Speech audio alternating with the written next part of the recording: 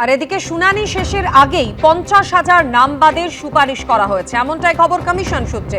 কেউই শুনানিতে না আসার নাম বাদের সুপারিশ করেছেন ইআরওরা। কমিশন সূত্রে আর কি জানা যাচ্ছে, আরো বিস্তারিত আমাদের জানাবেন প্রতিনিধি রুমা পাল আমাদের সঙ্গে রয়েছেন। রুমা, নির্বাচন কমিশন সূত্রে তোমার কাছে কি খবর?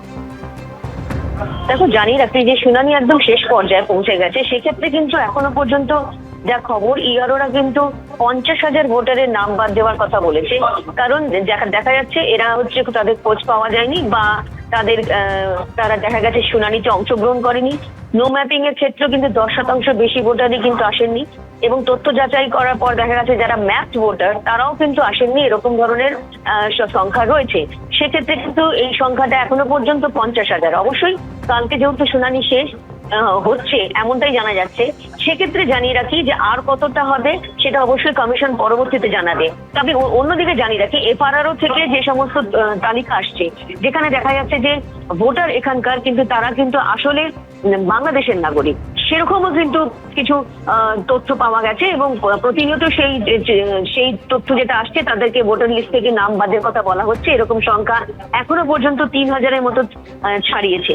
সেক্ষেত্রে আরো একটা বিষয় জানিয়ে রাখি, ইতিমধ্যে কিন্তু বেশ কিছু জায়গা, অর্থাৎ দক্ষিণ 24 পরগনা যদি ধরি, তার মধ্যে বলা হয়েছিল যাদের শুনানিটা এখনো পর্যন্ত কিন্তু বাকি রয়েছে, মূলত হচ্ছে মিঠিয়া বুরুজের ক্ষেত্রে। সেক্ষেত্রে সিও দপ্তর থেকে এই আরো সংখ্যা বাড়ানো হয়েছিল। এবং অবশ্যই কালকে যেহেতু শুনানির শেষ তারিখ, সেক্ষেত্রে এই শুনানি সম্ভব পুরোটা হবে কিনা সেটা অবশ্যই পর্যালোচনা করা হচ্ছে।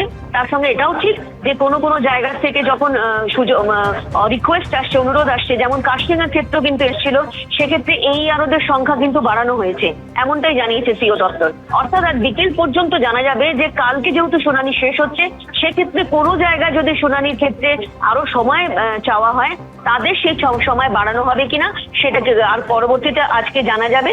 তবে অন্যদিকে এটাও ঠিক, এখন জানিয়ে রাখি যে 50,000-এর মতো এমন ভোটার রয়েছে যারা কিন্তু অংশগ্রহণ করেনি বা আসেনি, বা তাদের খুঁজে পাওয়া যায়নি, সেরকমটাই কিন্তু জানা যাচ্ছে কমিশন সূত্রে। ধন্যবাদ রুমা। এদিকে এবার ইআরও বনাম মাইক্রো অবজারভারের বিরুদ্ধে জেলা নির্বাচনী আধিকারিককে নালিশ। জেলা নির্বাচনী আধিকারিককে নালিশ গোসাবার ইআরও। কমিশনের গাইডলাইনের বাইরে গিয়ে কাজ করছেন মাইক্রো অবজারভার। শুনানিতে অসহযোগিতা মাইক্রো অবজারভারের, স্বচ্ছতা বজায় রাখছেন না তিনি। জেলা নির্বাচনী আধিকারিককে এমনটাই অভিযোগ করেছেন গোসাবার ইআরও। কমিশনে অভিযোগপত্র পাঠাচ্ছেন জেলা নির্বাচনী আধিকারিক। বুধবারই সুপ্রিম কোর্টে দাঁড়িয়ে মাইক্রো অবজারভারদের বিরুদ্ধে সরব হয়েছেন মুখ্যমন্ত্রী। ইআরও বনাম মাইক্রো অবজারভারের বিরুদ্ধে এবার জেলা নির্বাচনী আধিকারিককে নালিশ ইআরওর। জেলা নির্বাচনী আধিকারিককে নালিশ জানিয়েছেন গোসাবার ইআরও।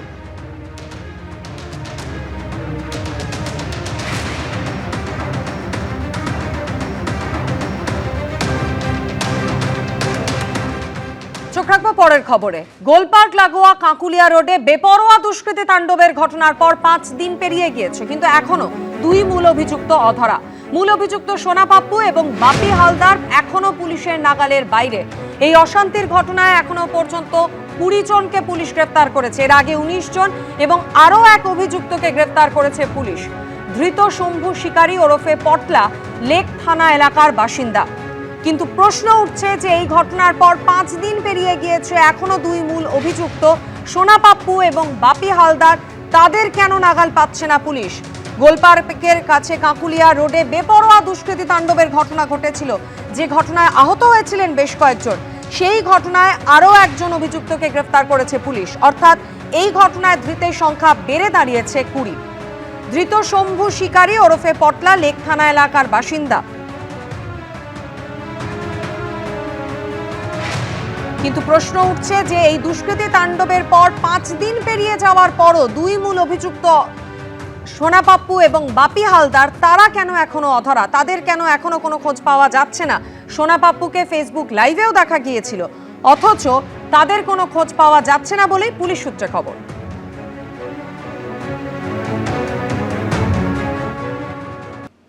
বিধানসভা ভোটের মুখে ফের ভাতা বৃদ্ধিতেই নজর দিল রাজ্য সরকার। বাড়ল লক্ষ্মীর ভাণ্ডারের টাকা। অন্তর্বর্তী বাজেটে ঢালাও বরাদ্দের সংস্থান হবে কোথা থেকে, তাই নিয়ে প্রশ্ন তুলেছে বিরোধীদের একাংশ। আমার মনে হয় আমাদের ছিল 94টা প্রকল্প, আজকে আরও 5-6টা ডিক্লেয়ার হয়ে গেল। সুতরাং আমার মনে হয় সেঞ্চুরি হয়ে গেল। ये सब जो स्कीम चालू है ये इतना हालत खराब कर दिया इकोनॉमिकल हालत। লক্ষ্মীর ভাণ্ডারের ভাতা বৃদ্ধি, সিভিক ভলান্টিয়ার, পার্শ্ব শিক্ষক, গ্রিন পুলিশ, ভিলেজ পুলিশ, আশাকর্মী, অঙ্গনওয়াড়ি কর্মীদের ভাতা বৃদ্ধি, আরও একগুচ্ছ প্রকল্প ঘোষণা, জমিহীন ক্ষেতমজুর, অবসরপ্রাপ্ত সরকারি কর্মীদের স্বাস্থ্যের দিকে নজর, বেকারদের কথা ভাবা। অন্তর্বর্তী বাজেটে কত দিকেই না নজর দিল তৃণমূল সরকার।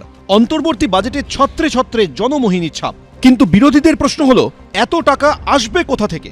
আগে থেকেই দেনায় জর্জরিত সরকার এত টাকা আনবে কোথা থেকে? বাজেটে তার দিশা কোথায়? পুরোটাই কি নির্বাচনী গিমিক নয়? जब DA 25% देना पड़ेगा सुप्रीम कोर्ट का डायरेक्शन में, तब इनका हालत आप देख लेना। মানে এই সরকারের এত দেউলিয়া এদের অবস্থা, এবং স্বাধীনতার পরে কোনোদিন হয়নি। বাজেট তো না ভোট অন অ্যাকাউন্ট, ফলে না বোঝার কোনো কারণ নেই যে দায়হীনভাবে কিছু কথা হয়তো উনি বলে দিলেন শুধু ভোটের জন্য, ব্যবস্থা করার জন্য, ভোট পাওয়ার জন্য। টাকাটা আসবে কোথা থেকে? একমাত্র তো উপায় ওই মদ আর বিদ্যুতের নানান রকম ভাবে মাসুল বাড়িয়ে দাও, এছাড়া বাকি তো লোন। যদিও বিরোধীদের সমালোচনাকে গুরুত্ব দিতে নারাজ সরকার। মনে রাখবেন, একজন কেউ যদি সুদে মানে ইন্টারেস্ট যদি কেউ মানে ধার করে, তার শোধ হতে হতে হতে হতে যুগের পর যুগ পেরিয়ে যায়। আমরা এতটা ধার শোধ করেও যে বাজেট প্রভিশন রেখেছেন অমিতদা, যেটা বললেন, চন্দ্রিমা যেটা হাউসে বলেছেন, আমি মনে করি এটা বাংলার মানুষের গর্ব করা উচিত।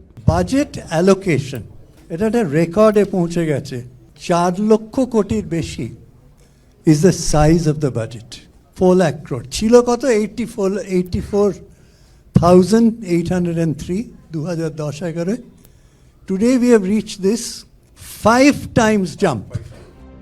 বিশেষজ্ঞরা বলছেন, ভোট এলেই যে কোনো সরকার কল্পতরু হয়। সে যে কোনো দলের রাজ্য সরকার হোক কিংবা কেন্দ্রীয় সরকার, তখন হাত খুলে দেয় তারা। প্রতিশ্রুতি আশ্বাসে ভোটারকে বইয়ে দেয়। লক্ষ্য একটাই, ভোট। ভোট নীতির কাছে অর্থনীতি বারবার হেরে যায়। আর কোনো একটি দল নয়, সব দলই এটা করে। এই যে বিভিন্ন বিষয়গুলির মধ্যে সত্যিকারের আয়টা কিন্তু যেটা কর থেকে ওঠে, তার বাইরে কিন্তু সেভাবে সরকার কোনো নতুন কোনো কায়দা নেই টাকা তোলার। এবং যদি না কোনো বড় শিল্প আসে, বাজারটা চাঙ্গা হয়, সুতরাং রাজ্যের আয় কিন্তু আগে যে যে পদগুলো থেকে ছিল সেই একই পথে থাকছে, আর ব্যয় কিন্তু বিভিন্নভাবে বাড়তে থাকছে। শুধুমাত্র ভাতা বাদের মাধ্যমে কিন্তু রাজ্যের বা বড়ভাবে বলতে গেলে রাষ্ট্রের সামগ্রিক উন্নয়ন এটা কিন্তু কখনোই নিশ্চিত নয়। তো রাজ্য সরকারের একটু আর্থিক টানাপোড়েনের মধ্যে পড়ার সম্ভাবনা রয়েছে, কারণ একইভাবে রাজ্য সরকার তো কখনো কখনো বলতে বাধ্য হচ্ছে যে আর্থিক টানাপোড়েনে ডিএ বা ইত্যাদি দেওয়া যাচ্ছে না। সুতরাং এখানে একটা আয় ব্যয় সমতার প্রয়োজন, এবং খানিকটা টার্গেটিং করলে বোধহয় কোনো অন্যায় নেই, কারণ এটার মধ্যে তো রাজ্য সরকারের কোনো অন্যায় প্রয়াস নয়। প্রয়াসটা ভালো, কিন্তু সেটা টার্গেটিং করলে কিছু লোক পাবেন, কিন্তু সবাই পাবেন না, এরকম একটা ধারণা হওয়া উচিত। বাংলা একটা কথা আছে, টাকা লাগে দেবে গৌরী সেন। প্রধানমন্ত্রী কিংবা মুখ্যমন্ত্রীদের সেই গৌরী সেন কিন্তু করদাতা। তাদের টাকা খরচ করে তাদেরই ভোট আদায় করার কৌশল যুগ যুগ চলে আসছে। আসাবুল হোসেন, উজ্জ্বল মুখোপাধ্যায় ও ঐশী মুখোপাধ্যায়ের রিপোর্ট, এবিপি আনন্দ। এবিপি আনন্দ, এগিয়ে থাকে, এগিয়ে রাখে।